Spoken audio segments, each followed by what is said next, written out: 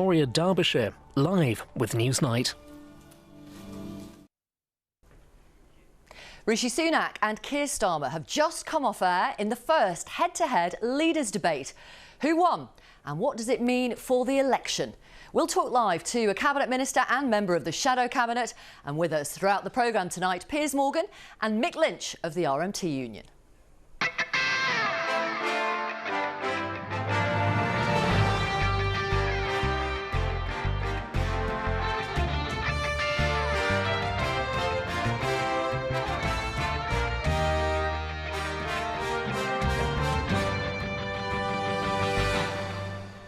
Good evening, welcome to Newsnight. Well, you thought it was scrappy, petulant, heated, revealing. Some of what you thought of tonight's head-to-head anyway between Rishi Sunak and Keir Starmer. What are these two men going to offer us? Who are they? And why should they... I've changed the Labour Party and put it back in the service of working people.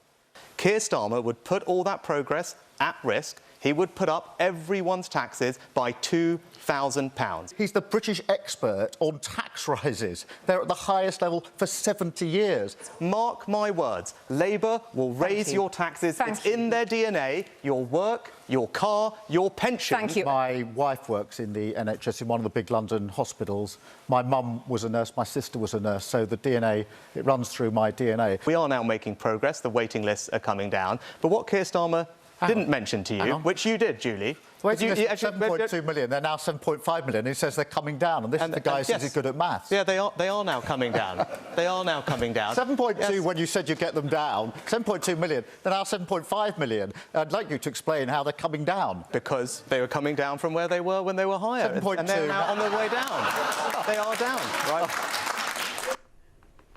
Well, on the show tonight, we'll talk to Nick, who is live in Salford in the spin room. We'll be with him in just a moment. But first, let's get reaction from our political panel tonight. Broadcaster and journalist Piers Morgan and Secretary-General of the RMT Union, Mick Lynch. Welcome to you, gentlemen. Who won? I think Sunak won. Why? I mean, because he's 20 points behind on the polls. His personal approval ratings are in the tank. No one's giving him a chance, and the first poll I've seen since the debate has him edging it 51 to 49%. I think it was a better win than that. What he did, he didn't do a knockout punch, he did the jab, and he jabbed repeatedly with the same very effective message, which was £2,000.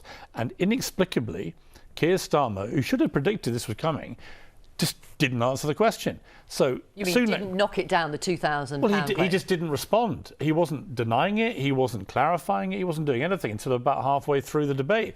And by then, I think the damage was done. And Sunak recognised that, cleverly kept smacking him with the 2,000.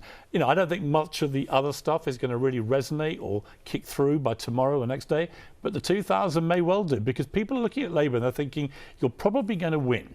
You're probably going to be the next government. But actually, what do you stand for? And how are you going to pay for all these policies you're talking about, given that you've already ruled out 75% of all the taxation revenue streams? So I think Sunak was quite effective with that and did better probably than people assumed he would do. Mick Lynch? I think Sunak did quite well, but I don't think he won. I think it was a draw. It was fairly bland. I think people would have been fairly bored of it at home. But Starmer should have dealt with the £2,000. But that is a side effect of not having a bold economic policy and not having a message about tax and spend, which Rachel Reeves has tied him to and he's gone along with. If you want to change the country, you're going to have to do something about tax and you're going to have to do something about expenditure. So he's saddled with this non-response. But he could have dealt with that in the first 10 seconds he heard it. He could have just said the words, "That's not true, I'm not going to do it." And he took a long time to get there. I don't really think he actually rebutted it at all fully. And he should have done that and just got on with the debate, really. Labour certainly have since. Now, there will be millions of people engaging with this election campaign for the first time tonight, having watched that. What will they have learned about those two men? I quite enjoyed it. I don't really agree with Mick. He was chuntering away while we were watching it together. We were bonding, I have to say, over our bounty bars. But it was actually, I thought it was quite combative. I thought they were both quite fired up. I thought Sunak more than Starmer, actually. I got the feeling with Sunak, the polls are disastrous. Latest poll today, the Survation poll, catastrophic if that comes in. So he's got nothing to lose. And I think he came out punching. And, you know, look, they're in a terrible position. 14 years, and we've got to basically a political abyss. So he has nothing to lose. However, Keir Starmer, everyone assumes he's going to win by this massive majority now. That brings with it its own pressure. And I don't think he performed very well tonight, because I was looking at him thinking, what is your big plan? And Sunak was clever to keep pushing him. You don't have a plan. I have a plan. You don't have a plan. So that message on the 2000 repeatedly for most of the debate, I took that away as a kind of message in my head, and I think voters will too. Do you agree? Yeah, I think Labour voters will be still voting for him, and I think the people that are going to change will change. But he needs to come to the country with a bolder message and drop in the green industrial revolution. At that point, why does he when they're 20 percentage points ahead? Well, because it won't last. Once you're in power for 6 months, people will be looking for programmes, they'll be looking for initiatives, they'll be looking for change. And if you don't deliver change because you're tied to a Tory fiscal policy, then you've got a problem. So I think they need in the next few weeks to show there will actually be change as a result of Labour winning the election. They're going to have a problem, Labour, whatever happens. There is no money.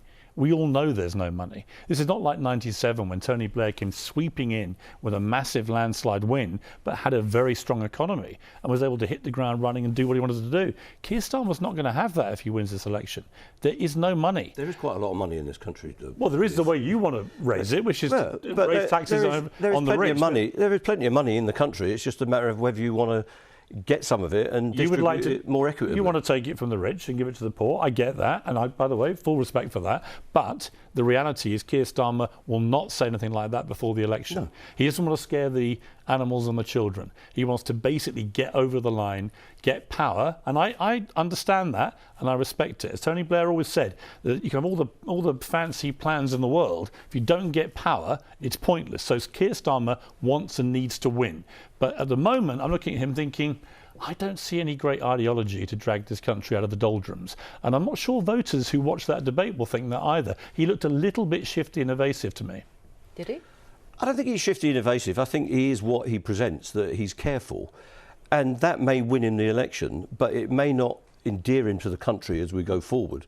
There have been some very vanilla politicians in the past who've been successful. Clement Attlee wasn't a great speaker, he wasn't a radical, but he was bold, strangely. He was a moderate, bold person. And you can win an election like that. You can say, look, you can trust me, but I've got to do some of these things to change the country round. If we want to rebuild our infrastructure, our care service, NHS, everyone knows it costs money, and people are prepared to pay for it if you deliver a better system. And I think they should have gone with that message. Unfortunately, they haven't, so they're going to take government without a particularly strong message about anything. And on things like immigration, one of the problems. Well, immigration. We're going to come back to I thought that was interesting. We're going to go to Salford now to talk to Nick, who is in the spin room. Nick, we are about to talk live to a cabinet minister and a shadow cabinet minister on camera. But what are both parties saying to you off camera? Well, it's interesting, Vic, what Piers was saying about how Rishi Sunak will pleased by that YouGov snap poll that put him on 51% and Keir Starmer on 49%. Technically, that would be a dead heat, but Rob Ford, who is a leading psephologist, says if you're 20 points behind in the poll and you're 2 points ahead of the leader of the opposition, you're going to be pretty pleased with that. But I tell you, a very interesting scene played out of here as this debate came to an end. It was pretty quiet in here. A minute before the debate came to an end, members of the cabinet, members of the shadow cabinet, they fanned into this room. And what did the newspaper journalists do? Well, I'm a former newspaper journalist. Piers is a former newspaper journalist. You can tell a lot about what they do. They surrounded two members of the shadow cabinet, John Ashworth and Pat McFadden, key people in the Labour election campaign. They surrounded them. They wanted to know what they were up to. They did not surround the Conservative cabinet ministers. Look, this was a pretty scrappy debate. This wasn't Bill Clinton making an emotional connection with voters. It wasn't Ronald Reagan doing Morning in America. It was scrappy. What did Rishi Sunak need to do? He needed to go on the offensive. What did Keir Starmer need to do? Well, he needed to not drop that fabled vase. Now, the Conservatives are absolutely delighted that they got that £2,000 Labour tax rise figure up there. It's in the headlines in all the papers. It took Keir Starmer some time to say, well, that was based on Treasury findings, that's based on, he would say, distorted figures provided by the government. But it took him some time to say it's nonsense. So the Tories very happy with that. Labour believing, no, what you saw with Keir Starmer was a symbol of what they believe is the stability you'd get with Labour compared with what they regard as the division and chaos of the Conservatives. OK.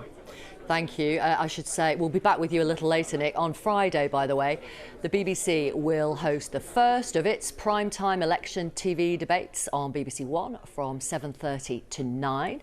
Now, that involves representatives from 7 political parties, and that will be hosted by Michelle Hussein.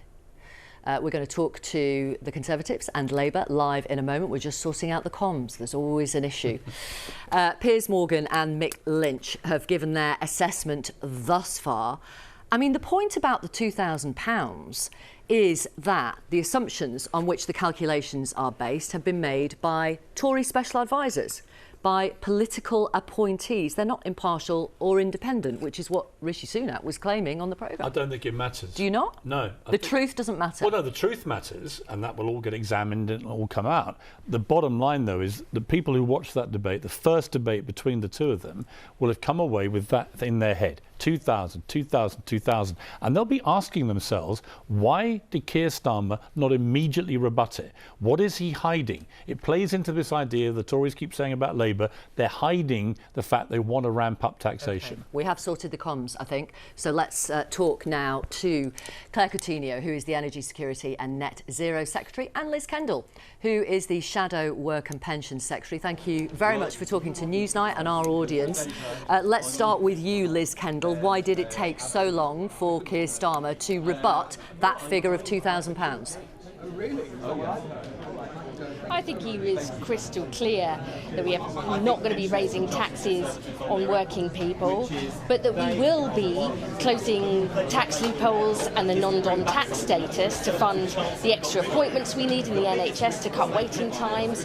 We will be getting rid of the tax breaks enjoyed by private schools to fund more teachers in our classes, so all children have the chance to get on. I thought it was pretty honest with people where we will raise taxes, what we will spend that money on, and I think it's just desperate stuff from the Tories. It's not true, it's made up, and I think the public will see through that. Claire Coutinho, where did you get this £2,000 figure from? Because it's not an impartial, independent figure, is it? It's your own Tory special advisers who've added this up and come up with the sums. No, not at all. So this is a figure which has come up by Treasury officials. So those are independent, impartial civil servants. And what they've done is very simple. They've added up the costs of the policies that the Labour Party have said that they want to put in place in the next Parliament. And the figure that comes out with is an extra £2,000 of taxes for working families. And the reason that I think Keir Starmer couldn't simply just say, no, I'm not doing that, for many, many times he was challenged on this question, is because it's true. I mean, Victoria, you put rubbish in, you get rubbish out, and that's what this is. That's independent civil servants in the Treasury. I'm going to pull you up on that, Claire Coutinho. I'm going to pull you up on that.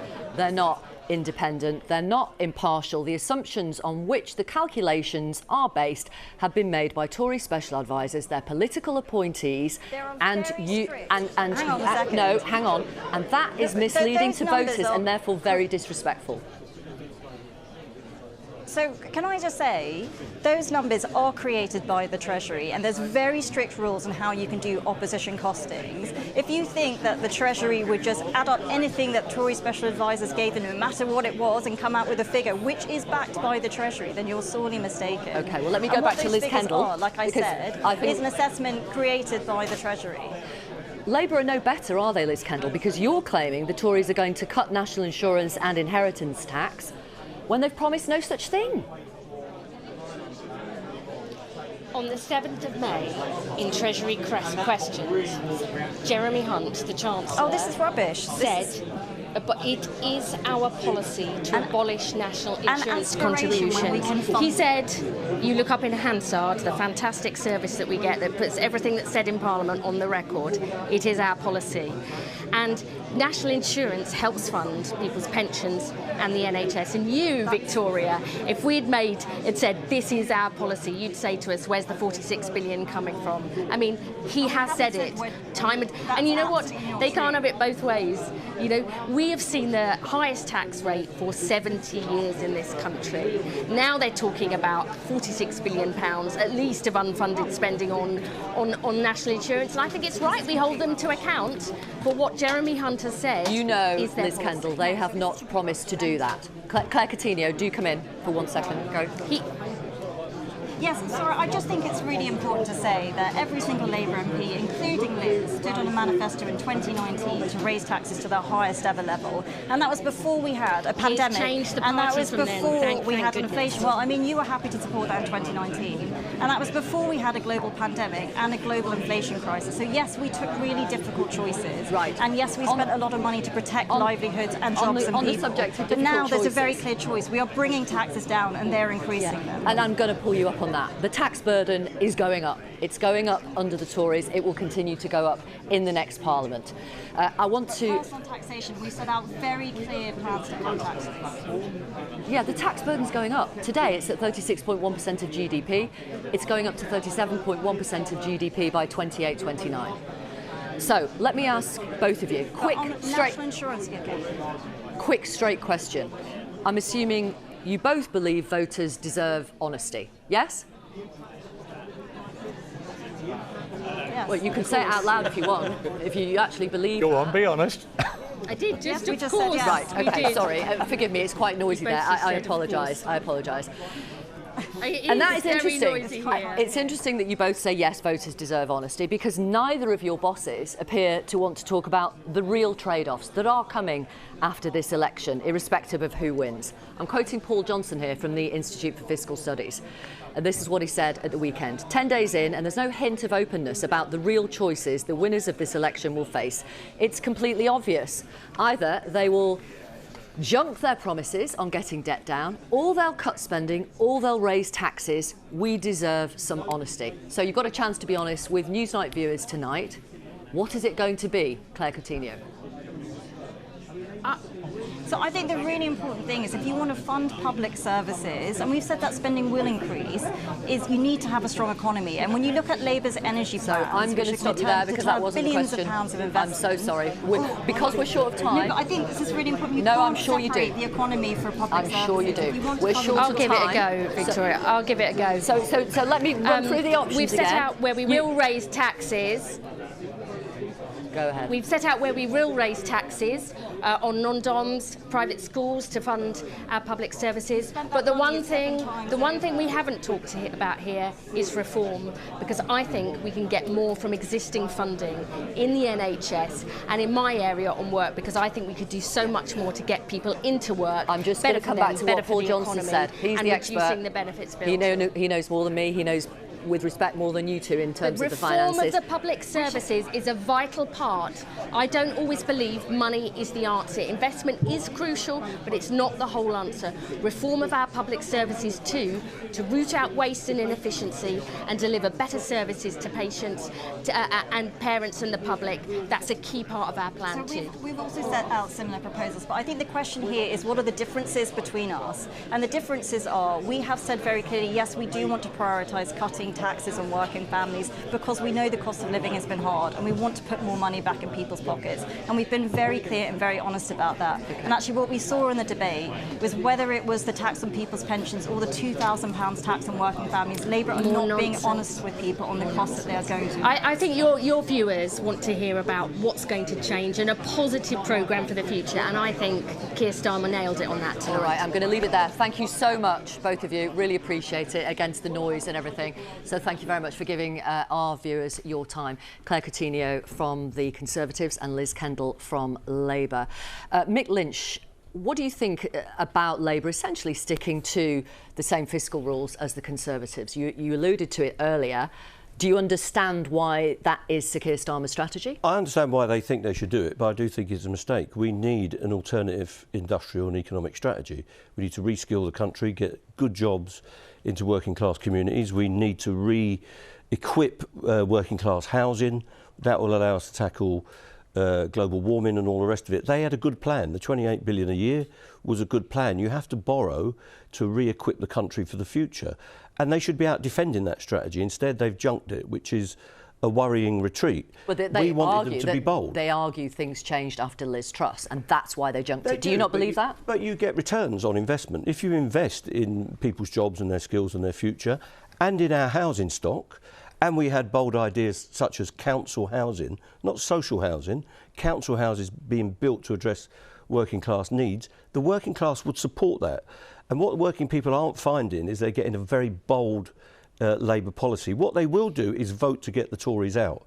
And we need to get Labour in order to get the Tories out. And that's what this election will be about. And that's disappointing. It should be about ideas. It should be about an alternative. Even if you disagree with it, it would be nice to be having that debate about an alternative. You will remember 1997, of course. Yeah. And Tony Blair and Gordon Brown stuck to the Conservative spending limits. Sir Keir Starmer and Rachel Reeves are following that playbook, and they are 20 percentage points ahead. So they would say it's probably been a wise move, wouldn't it? Yeah, listen, again, just to reiterate, the way the polls are at the moment, Labour are heading for a massive, possibly historic landslide win. But Mick's absolutely right. The real problem's going to come the day after the election for Labour. And if they dig themselves into a hole, which they're currently doing, of not really being straight with people, not really committing to anything that is more than tinkering around the edges, we're all going to wake up and think, oh, brave new world, Labour after 14 years, and what are they actually going to be able to do? Because at the moment, public finances in this country are in the tank. But Labour are saying that. Sir Keir Starmer is saying that. So is Rachel Reeves. They are saying it will be a very poor economic inheritance and we will not be able to do, Labour say, if they win, all the things that we would want to do. But they will end the incompetence and the corruption and the merry-go-round of politicians just looking after themselves. Will they? People are really sick. Will they? Well, I think they seem very confident. I think they're more competent people. I think they're more straightforward people. But they need to get some vision. And what people want to hear is, what are Keir Starmer's values? Is he going to give working class people an agenda they can support?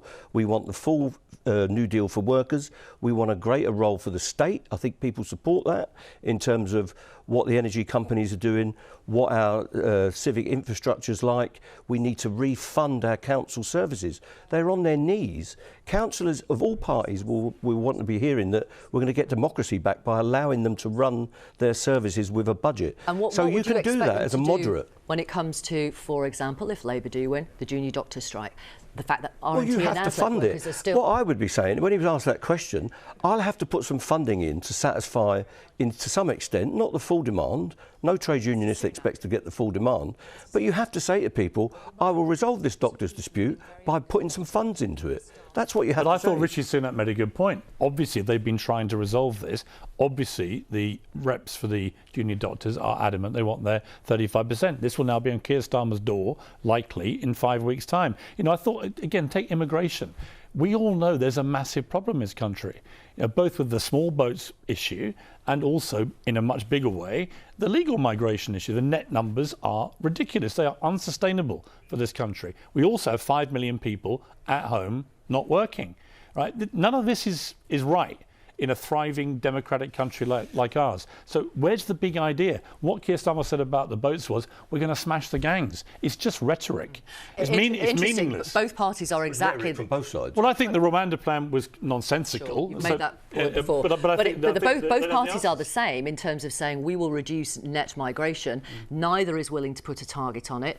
Neither is willing to put a cap on it, although they talk about a cap, but there's no figure. So in terms of, if you're a voter who wants to see net migration come down, then you could conclude that both promises are meaningless. And both are being dishonest. But the Tories and the people that run the economy in this country wanted high migration. So they had the opportunity to deal with that. But we've had very high migration because that's the way the wages system works in this country. We've had waves of outsourcing and wages have been dropping like a stone. Okay. So if we'd addressed the wages problem, we wouldn't have needed the levels of migration. And Nigel Farage has now intervened in this election, as we know. He's now a candidate.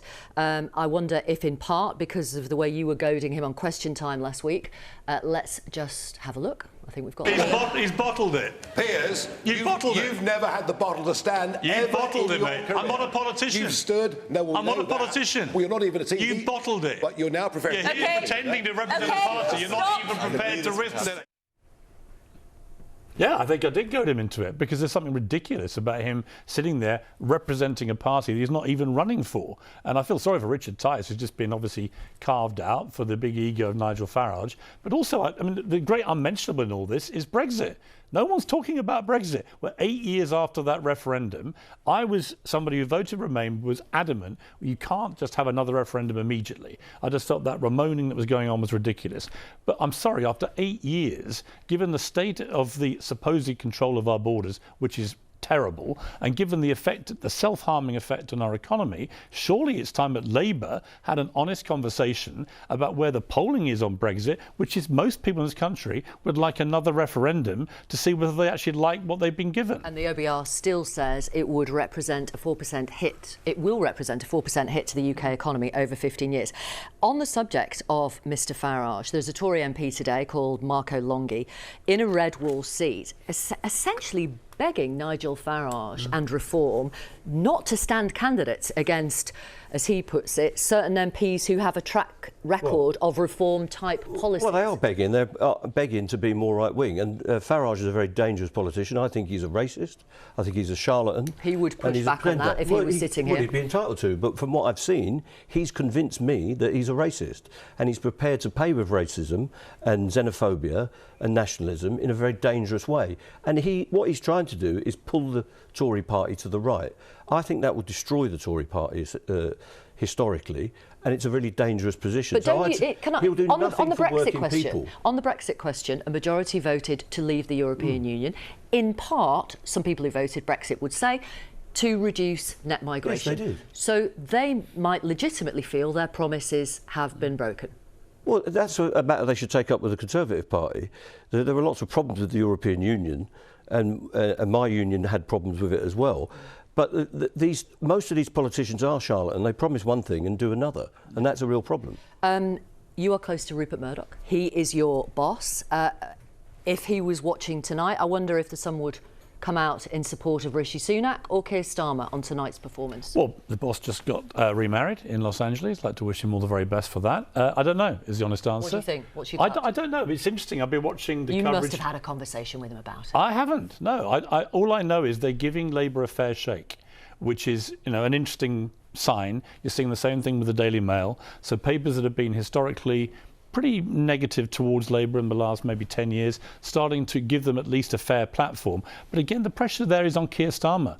He's the front runner. He's the odds-on favourite now. He's got to, I think we both agree about this, he's got to show the country what he really stands for. I didn't get that feeling from that debate tonight. But what I did get a feeling was that the guy who's on his knees and basically, the captain of the Titanic, Rishi Sunak, came out fighting, and I think he did himself some credit. OK, let's go back to Nick in the spin room in Manchester. So, wrap it up for our viewers tonight. Where does tonight leave us? Well, Vic, there's no question that Rishi Sunak has had a very difficult start to this campaign, way behind in polls. You always need a wobble in a campaign, and the Tories have been wobbling for the last 2 weeks. But tonight, at the very least, Rishi Sunak has shown that he can put up a fight, and he is in the fight. The only question is, was it shades of his debate with Liz Truss, winning on points, but maybe being overly aggressive and not making an emotional connection? For Keir Starmer, maybe he was slow to knock down that £2,000 tax rise figure. But what his side say is, no, look, Keir Starmer is very deliberative. He takes his time, and that is what this country wants now, is what Labour says. Thank you very much. Let's have a look at some of the front pages of tomorrow's newspapers then. Any second now, there they are. The Guardian, leaders clash on migration, tax and NHS in ill-tempered debate. Front page of the Daily Mail, fiery Rishi comes out swinging and lands big blows. He'll be very happy with that. The Eye, 2024 election ignites during angry TV clash. Then we've got the Mirror. These are all good men. As we build up to D-Day, of course, the commemorations for D-Day. I can't see the Financial Times. I'm so sorry, it's so far away I can't read it, but it's about what's happened in the Indian elections. And then a shaky start for Farage. He was milkshaked today. Not good, that. Well, I was going to ask you, what do you think of that? Well, I know he was a bit freaked out when it happened in 2019, the same thing. We've had 2 MPs killed in this country. I think if you're out there, as Farage was, to be fair to him, he's out there with the public, and somebody comes at you and throws something at you, that could have been anything. Idea what it would be. No, and I don't care what party you're representing. Our politicians in this country do not deserve to be treated like that. It is dangerous, it's menacing, it doesn't matter what the substance is, it's the thought of what it might be. Do you agree? I agree. Win the argument, beat him through argument, not through these tactics. Yeah. So, what are we expecting over the coming weeks? What would you say, Mick Lynch? I think Labour have got to stiffen up a bit and start showing some very clear messaging about what they'll actually do. But they've still got to stay on this stance that the fiscal policy is not going to change. So they've got to come up with some very straightforward ideas. This is what we're going to do for you as a result of winning this election, and so that's got to come through. Are you saying you haven't got enough clarity from what workers is a real winner? That will be in the manifesto. At the Rutherglen by-election, it really went well in Scotland. People are sick of this deal they're getting at work, precarious work, 0 hours, gig economy, all that. That's a real winner for Labour. They've got to say something about the NHS. That's a real winner. They've got to go back to their base and saying, we are the Labour Party, here are our Labour values, in a new format that he's presenting. What are you expecting? I think NHS is a big thing for voters now. I mean, 7.5 million people. Did you think both leaders connected with the people in the audience about the NHS? Not really. Look, I think the Tories have failed the NHS, there's no question. You know, my mother had a heart attack a few months ago and is thankfully fine, but it was a horrific experience to see what A&E is actually like these days. Great treatment when you finally get there, but getting there is impossible. And I think, you know, really Labour's policy on NHS, it's all just, again, tinkering while Rome burns. Where's the big vision to really grapple with the reality of NHS, which is when it was designed, it was for 50 million people. We now have nearly 70 million people. We're living longer. We're living in a way where we get to ages we need more treatments. How are we dealing with that big picture? And I don't see at the moment either side has an answer, and they don't for immigration either, and they don't really for the economy. So on that positive note, I'll hand it back to you. Thank you very much. Thank you, Piers Morgan, Mick Lynch. Thanks for talking to our viewers tonight. I'm back tomorrow. See you then. Have a good night.